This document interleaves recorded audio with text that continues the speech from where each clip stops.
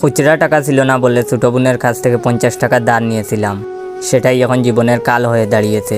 রাতের বেলা সবাই মিলে খাবার খেতে বসেছি। তখনই আম্মু বলল, আরও কয়েক টুকরো মাংস দেই। তখনই হুট করে ছোটো বোন বলে উঠল, না না আম্মু, ভাইয়াকে 50 টুকরো মাংস দাও। সবাই যেন হা হয়ে আমার আর ছোটো বোনের দিকে তাকিয়ে রইল। এবার আসি পরের ঘটনায়। সেদিন আমি, বোন আর আমার একটি মেয়ে ফ্রেন্ড মিলে ঘুরতে বেরিয়েছি। এক কথায় দুই কথায় ফ্রেন্ডটি বলে ফেললো, জয় দোয়া করি তোর কপালে যেন সুন্দরী একটা বউ থাকে।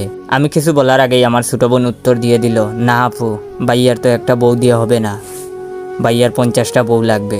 আমি কিছু না বলে মুখ কালো করে শুধু ওদের সঙ্গে হাঁটতে লাগলাম।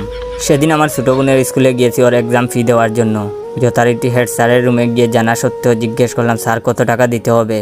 স্যার কিছু বলার আগেই ছোটো বোন বলে উঠলো, ভাইয়া 50 টাকা দিলেই সুদ হয়ে যাবে, তুমি 50 টাকা দিয়ে দাও। বাইরে ভাই, মাত্র 50 টাকা ধার নেওয়ার জন্য এই শাস্তি। এখন যেন 50 শুনতে শুনতে নিজেকে 50 বছরের বুড়া যুবক মনে হয়। আপনারা ভাবতে পারেন 50 টাকা দিয়ে দিলেই তো ঝামেলা মিটে যায়। তাহলে শুনেন এবার একটা দুঃখের কথা, এই 50 টাকা 4 বার সুদ করা হয়ে গিয়েছে। আর কয়বার করতে হবে আমার 50 মার্কা ছোটো বোনই জানে।